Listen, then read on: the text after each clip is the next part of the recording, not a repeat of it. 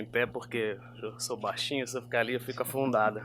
Então, primeiro eu queria agradecer o convite da FGV, eu fiquei muito satisfeito de ter sido selecionado. Deu bastante trabalho a pesquisa e, assim, com muita gratidão de chamarem para fazer essa exposição aqui. E apesar do nome ser evento anual, né, demorou acho que 3 anos para ter o primeiro, e eu sei que não foi de propósito, mas eu queria também agradecer pelo atraso, porque logo depois que eu defendi a dissertação, eu tive que passar um ano fora. Eu acabei de voltar para o Brasil, então obrigado pelo atraso, porque eu pude também agora vir e apresentar. O tema da minha dissertação é obstáculos às ações privadas de reparação de danos decorrentes de cartel. Apesar do nome ser grande, é bem simples. Os prejudicados por violações à ordem econômica, especificamente cartel, eles têm o direito de terem essa indenização conforme está na lei, no artigo 47, e por um bom período da minha vida profissional, por 4 anos especificamente, isso foi o objeto do meu trabalho. Então, eu lembro até na entrevista, estava o professor Mário, o professor Vanderlei, eles perguntaram qual o tema que você pretende pesquisar. Eu falei que era esse porque era o que eu fazia. Então, assim, para mim foi bem natural a escolha. Mas, obviamente, aí eu vou passar aqui para o ponto de partida. Até aí tem uns dados, tá, gente, da atuação do CAD, número de multas, quantidade de condenações e a utilização de acordos de leniência. Para quem não é da área, de delação premiada, né, como instrumento de detecção de cartel e infrações à ordem econômica. E apesar dessa atuação relevante do CAD nessa área, a gente tem uma incipiência nas ações privadas de reparação de danos. E eu ouvia incipiência quando eu trabalhava com isso, eu ficava com orgulho um pouco ferido, assim, pô, o meu trabalho é incipiente, mas é verdade, tem uma incipiência, e a gente não sabe muito bem por quê. Se for olhar em outras jurisdições, como os Estados Unidos, tem uma cultura muito grande de ter ações privadas de reparação. Então eu quis investigar por quê. Por que no Brasil tem tão pouco ação privada de reparação de danos? Aí tem um levantamento do Instituto de Estudos de Concorrência, que eu faço parte do Comitê de Contencioso Econômico. A gente levantou decisões judiciais desse tipo de ações e mais ou menos 17 ações ao todo no Brasil foram ajuizadas. Eu participei de algumas delas. Então, por que isso é ruim para repercussão, para repressão de cartéis? Porque você precisa de uma complementariedade entre o enforcement público, que é o que o CAD faz, e o privado. Porque só a multa ela não é suficiente para dissuadir ou restituir o dano do cartel, você precisa dos dois. E aí a metodologia de pesquisa, falar de jogo rápido aqui, óbvio, bibliografia, estudo de casos, então teve esse levantamento do IBRAC, mais o acervo de processos que eu atuei. Então eu fiz estudo das ações, e aí ao longo do trabalho aparece, eu coloco lá como que tem o entendimento judicial e decisões judiciais a respeito dos temas que eu abordei. E para tirar o meu viés de advogado, de autor, eu fui conversar com as autoridades de defesa da concorrência. Então, fiz entrevistas com o presidente do CAD, o superintendente-geral e o procurador-chefe. Principalmente, que é, como vou mostrar no próximo slide, um dos obstáculos é justamente o acesso a provas em poder da autoridade. Então, eu fui perguntar para entender também a visão da autoridade com relação a isso, porque para mim, assim, eu quero ter acesso a todas essas provas, né? Mas por que o CAD está segurando? Então, e tentar tirar o meu viés e dar uma contribuição aqui um pouquinho mais afastada daquele minha vivência do profissional. Então, vamos aos obstáculos. O primeiro é prazo prescricional. O prazo prescricional de reparação civil são 3 anos, está no Código Civil, mas você tem uma incerteza, isso é refletido nas ações judiciais que tratam do tema, de quando começa a correr o prazo prescricional. Então, seria da violação do direito, que é aquela teoria da actionata, ou seria da ciência dos efeitos da lesão. Isso é relevante porque, em casos de cartel, principalmente, tem um caráter oculto da conduta. Então, o prejudicado ele não sabe, ab início, desde o início, quando que ele está tendo o direito violado. E tem uma perversidade da actionata nesse caso, porque depois que ele descobre que ele teve a violação do direito, já está prescrito. Então tem essa discussão, e aí, ao mesmo tempo, não tem decisão judicial contundente a respeito. Então, é sempre um tema preliminar nessas ações de será que está prescrito, será que não está. Então, isso para mim é um dos obstáculos para ter mais esse tipo de ação, até porque serve de desestímulo para o prejudicado. Ele descobre que teve um cartel e aí fala, mas eu não vou entrar com ação, tá, já está prescrito, não tem uma decisão judicial que pacificou o tema. O segundo é essa assimetria de informações. O prejudicado ele tem muita dificuldade de fazer prova do dano, principalmente. E por quê? Porque ele não tem acesso a documentos. Ele não sabe, não tem lá qual foi a medida do sobrepreço. E para ele calcular de forma econométrica, e aí eu até falo no trabalho, que isso é um trabalho para economistas, não para advogados. Mas para fazer o cálculo, você precisa de prova suficiente para ter uma relevância estatística desse cálculo. E essas provas, em geral, elas vão estar ou em poder do cartelista ou em poder da autoridade, porque vocês viram lá os dados, né, com aquela quantidade de acordos de leniência, termos de compromisso de cessação, que são firmados com a autoridade antitruste para pacificação dessas condutas, a autoridade detém muitos dados com relação às infrações da ordem econômica. E o terceiro, que eu falo que é a ausência de incentivos que fomentem essas ações.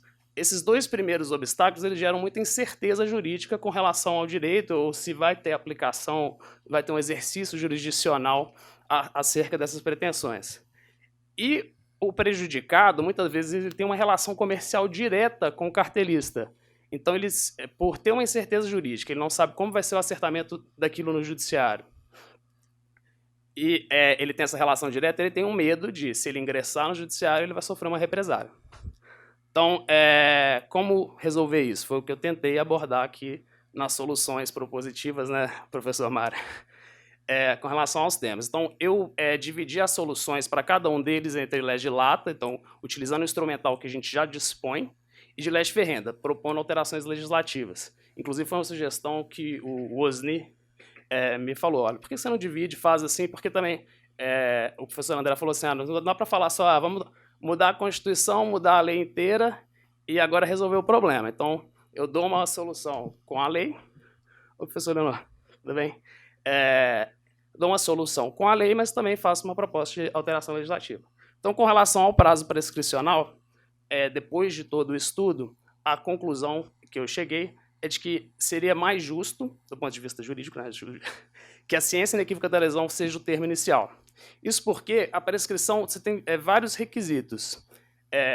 O que todo mundo sabe, que é o decurso do tempo, a existência de uma ação exercitável, o decurso do tempo, mas esse decurso do tempo ele deve ocorrer com uma negligência consciente do titular da pretensão. Então, se o titular ele não tem ciência, ele é ignorante quanto à violação ao direito, não poderia correr, né, a prescrição, entendeu? O que o STJ fala, por inação culposa, porque ele era ignorante a respeito daquela violação, não poderia correr a prescrição. Então, eu falo isso, e aí qual seria o termo, qual seria o evento apto a iniciar, a dar ciência da lesão? E isso é outra discussão que tem muito no judiciário. A notícia lá no Jornal Nacional de que teve uma busca e apreensão? Será que é a nota de instauração da Superintendência Geral falando que abriu um processo de investigação? Ou a decisão final do Tribunal do Conselho Administrativo de Defesa Econômica, o CAD? Eu defendo que, a não ser que você tenha um evento específico, no caso, que dá aquela ciência, assim, por exemplo, uma carta, né? Fala, olha, eu fiz cartel, você está ciente? Eu digo que é a decisão do Tribunal do CAD. Porque o artigo 9º da Lei de 12.529, ele fala que compete ao Tribunal do CAD decidir sobre a existência de infrações à ordem econômica. Então, até o tribunal dar a sua decisão, você pode ter, talvez, uma dúvida, mas não há nada contundente, uma decisão que fala que, de fato, aquele cartel, aquela infração existiu. Entendeu? E eu acho, inclusive, que até violaria a lógica da presunção de inocência que você falasse que está correndo a pretensão antes disso. Porque se a decisão que fala que tem existência, se eu defender que antes dela eu teria que exercer a pretensão de indenização, eu estou dizendo que ele é culpado antes que o CAD decidiu.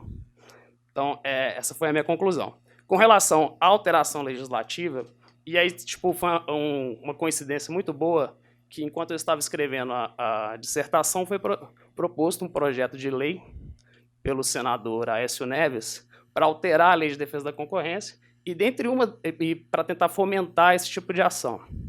Então, ele estabelece uma série de coisas com relação à prescrição, cria uma causa de impedimento à fluência desse prazo durante a vigência do inquérito do processo administrativo do CAD. Okay. Vou correr. Com relação à simetria de informações, para tentar superar aqui deixa eu fazer uma votação. Essa assimetria, a proposta que eu fiz foi o seguinte. A gente também identifiquei uma decisão do Superior Tribunal de Justiça falando que é um caso dos compressores da Electrolux contra a Whirlpool, levantando as regras de sigilo aos documentos de acordo de leniência. Então, essa decisão fala que depois que acaba a investigação, e agora ela foi complementada por um embargo de declaração, dizendo que depois que o processo termina no tribunal do CAD, não tem justificativa legal para que tenha esse sigilo. Então, baseado nessa decisão e algumas outras de entrega de documentos, exibição de documentos em poder do cartelista, eu sugeri, com o instrumental, da gente utilizar o novo processo de produção antecipada de prova para tentar superar a assimetria. E esse novo processo, já como está no novo Código de Processo Civil, ele funciona da seguinte forma. Ele vê a prova, o autor ele tem um direito autônomo à produção de prova. Ele pode falar para o juiz, olha, juiz, eu quero produzir essa prova porque se eu produzir vou ter chance de ter conciliação. Ele não precisa provar que a prova vai perecer como acontecia antes. O que traz a produção de prova no ordenamento jurídico brasileiro a uma figura semelhante ao discovery nos Estados Unidos.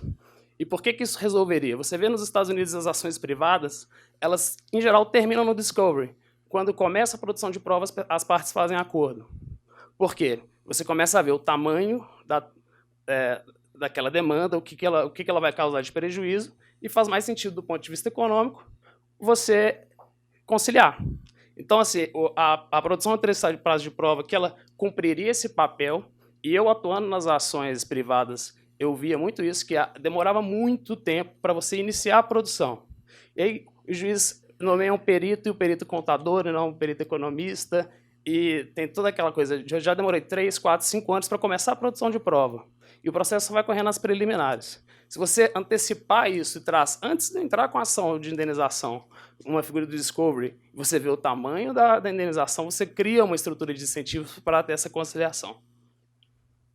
E, além disso, criação de normas para acesso a documentos. E aí, também, durante o meu trabalho, o CAD colocou, e muito motivado por essa decisão do STJ, uma consulta pública de uma resolução para regulamentar o acesso às provas em poder da autoridade que eles recolhem por acordo de leniência, TCC ou busca e apreensão. Com relação às agências de incentivos para aquela receio de represálias, eu dou a sugestão do ajuizamento de ações coletivas, que é uma associação, entra ali como fronting da ação, então você não vai ter um enfrentamento direto com o seu fornecedor, por exemplo. E nas alterações legislativas é a criação da figura do double damages. Nos Estados Unidos você tem o treble damages, que são danos em triplo, quando você tem um dano decorrente de infração econômica. Aqui, no projeto de lei, eles estão criando, parecido com a repetição de indébito, o dano em dobro, quando for decorrente do cartel. E aí, aqui, as entrevistas com a autoridade, ajudou também a entender como é que você cria uma figura dessa, mas mantém um incentivo para fazer um acordo com a autoridade.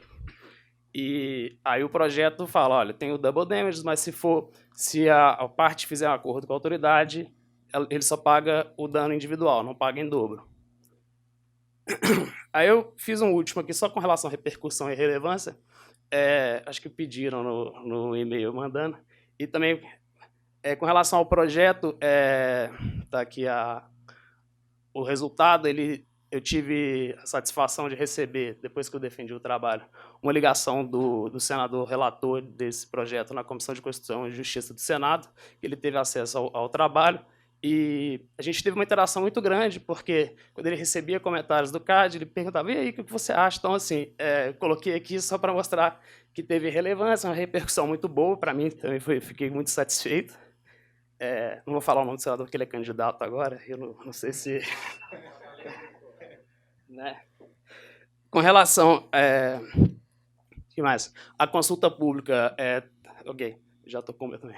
A consulta pública está com viés de ser levada para o tribunal para ser votada na semana que vem, né, Leonor? O presidente do CAD falou, já adiantou que deve votar na próxima sessão. E também, por meio do IBRAC, a professora Leonor está aqui, não deixa mentir, a gente prestou vários comentários. E aí também, que a beleza da nossa profissão, né? Depois que eu entrei aqui no mestrado, eu mudei de escritório. E eu mudei de virei de chapéu, né? Troquei o chapéu, agora os meus clientes não são mais os lesados, meus clientes, em geral, são investigados. Exato. E é muito bom isso, porque, pelo menos eu acho a beleza da profissão, a gente tem que entender todos os lados. Então, agora, prestando contribuições para a consulta, justamente para manter essa estrutura de incentivos, entendeu? E não deixar que, se a parte que está firmando um acordo com a autoridade, ela saia de lá numa situação pior do que ela entrou. Porque o acordo é muito importante para a detecção e prevenção de cartéis no Brasil.